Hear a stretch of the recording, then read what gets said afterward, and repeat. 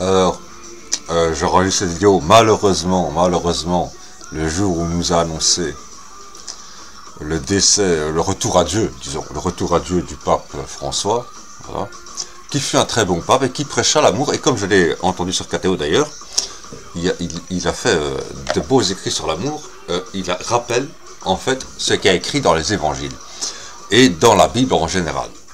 Dans les épîtres, par exemple à l'épître, tout le monde connaît l'épître de Paul, le premier épître de Paul aux Corinthiens, 1 Corinthiens 13, versets 1 à 10, ou 1 à 4, disons. Alors je commence à lire, hein. Quand je parlerai les langues des hommes et des anges, si je n'ai pas l'amour, je suis un airain qui résonne ou une cymbale qui retentit. Et quand j'aurai le don de prophétie, la science de tous les mystères et toute la connaissance, quand j'aurai même toute la foi jusqu'à transporter des montagnes, si je n'ai pas l'amour, je ne suis rien. Et quand je distribuerai tous mes biens pour la nourriture des pauvres, quand je livrerai même mon corps pour être brûlé, si je n'ai pas l'amour, cela ne me sert à rien. L'amour est patient, il est plein de bonté, l'amour n'est point envieux, l'amour ne se vante point, il ne s'enfle point d'orgueil. Voilà. Et 8 à 10, la charité ou l'amour, en fait, ça dépend des traductions. Mais en fait, charité s'entend par donner l'argent. Or, comme c'est dit au verset 3, et quand je distribuerai tous mes biens, si je n'ai pas l'amour, cela ne me sert à rien. Donc la charité n'est pas seulement... La charité, ça vient de chair. Amour charnel. Amour charnel. Et j'y reviendrai d'ailleurs après, plus tard. Quel amour s'agit-il? Important. Alors, au verset 8, l'amour ne périt jamais. Les prophéties prendront fin, les langues cesseront, la connaissance disparaîtra, car nous connaissons en partie et nous prophétisons en partie. Mais quand tout ce qui est parfait sera venu, ce qui est partiel disparaîtra. Voilà. Donc, 1 Corinthiens, chapitre 13, versets 1 à 10. Tout le monde connaît ce grand chapitre. En règle générale, les traductions récentes mettent l'amour directement. Hein. Voilà, c'est les traductions anciennes. Bon, assez bizarrement, parce que les traductions anciennes sont moins pudibondes que les traductions modernes. J'y reviendrai aussi. À propos des prostituées, là en l'occurrence. Mais bon, de quel amour nous est-il demandé? Le mot utilisé est charité, c'est-à-dire qu'il s'agit d'un amour charnel. Si je n'ai pas la charité, donc si je n'ai pas, et qui se traduit actuellement, si je n'ai pas l'amour, parce qu'on veut dire, l'église institutionnelle veut dire l'amour de Dieu. Il s'agit de la charité, l'amour charnel, chair est dedans. Quel amour s'agit-il? Et là, on le trouve en Genèse, directement, chapitre 1, verset 27. Tout le monde connaît également ce verset. Voilà, le livre, dans l'Ancien Testament, la Bible hébraïque, le livre de la Genèse, donc dans la Torah, carrément, hein, voilà, les 5 premiers livres, le Pentateuque, la Torah. La Genèse, chapitre 1, verset 27. Dieu créa l'homme à son image. Il le créa à l'image de Dieu. Il le créa homme et femme. Il créa l'homme et la femme. Il créa l'homme et la femme. Dieu créa l'homme à son image. Il le créa à l'image de Dieu. Il créa l'homme et la femme. C'est-à-dire que la femme, pour être complète, ou l'homme, pour être complet, doit avoir son exact opposé, son exact contraire. On sait que l'homme et la femme sont contraires, tout le monde le constatera dans notre société actuelle. Pour que deux s'unissent, il faut vraiment beaucoup d'efforts. Donc, c'est des opposés.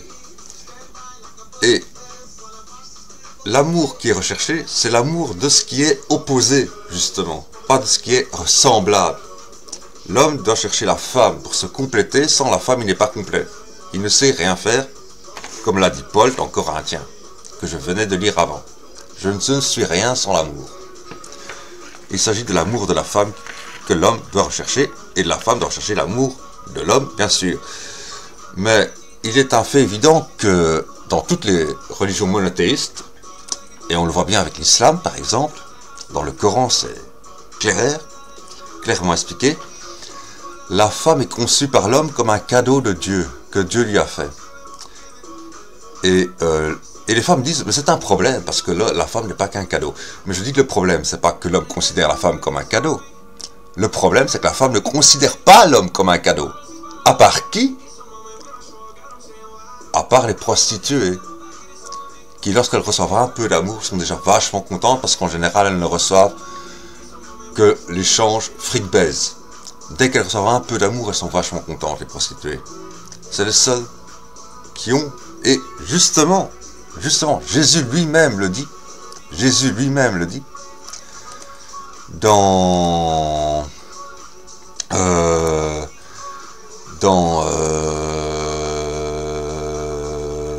Matthieu, l'évangile de Matthieu, au chapitre 21 et au verset 31 et 32.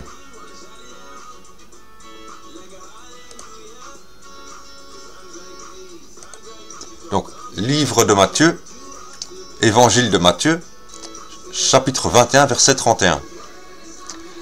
Alors, deuxième phrase, et alors la deuxième phrase, et Jésus leur dit, je vous le dis en vérité, les publicains et les prostituées vous devanceront dans le royaume de Dieu, car Jean est venu à vous dans la voie de la justice, et vous n'avez pas cru en lui. Mais les publicains et les prostituées ont cru en lui. Et vous, qui avez vu cela, vous ne vous êtes pas ensuite repentis pour croire en lui. Voilà. Matthieu, chapitre 21, versets 31 à 32. Versets 31 et 32. Voilà.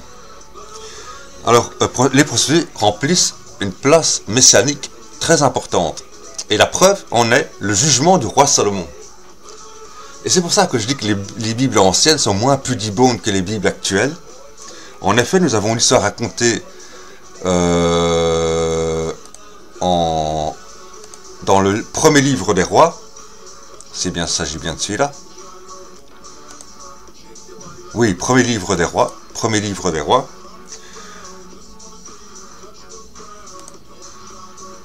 Au chapitre 3, versets 16 à 28.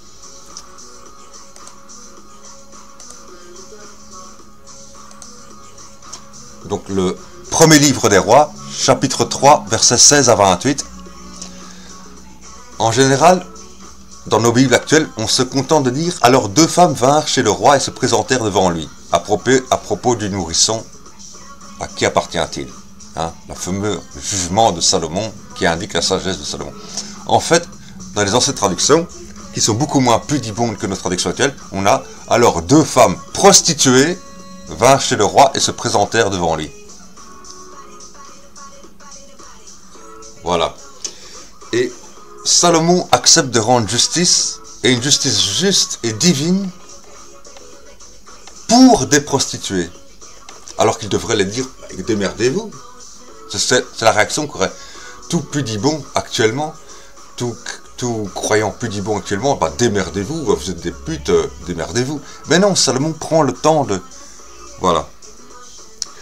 Donc, la foi sans la pratique d'un amour, l'amour de la femme qui est l'amour le plus recherché, le plus désirable, le plus promu par Dieu lui-même.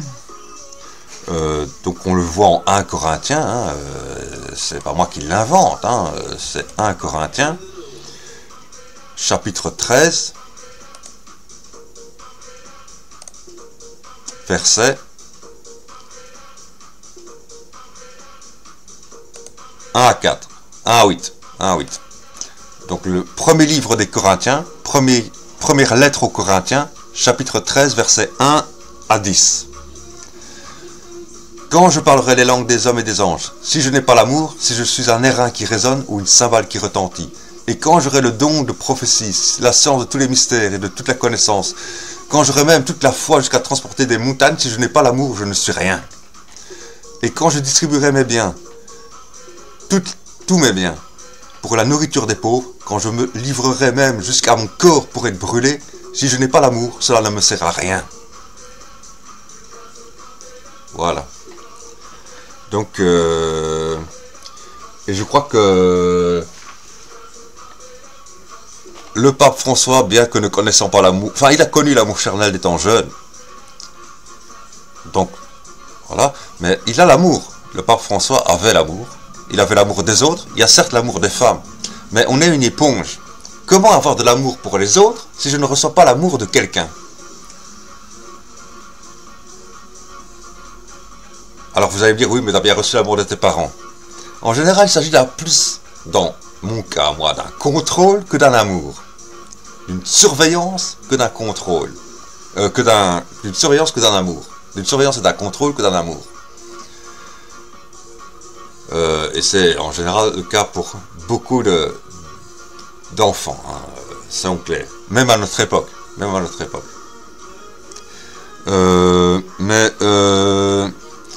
Recevoir l'amour d'une femme, on est comme des éponges. On ne peut redonner que ce qu'on a reçu.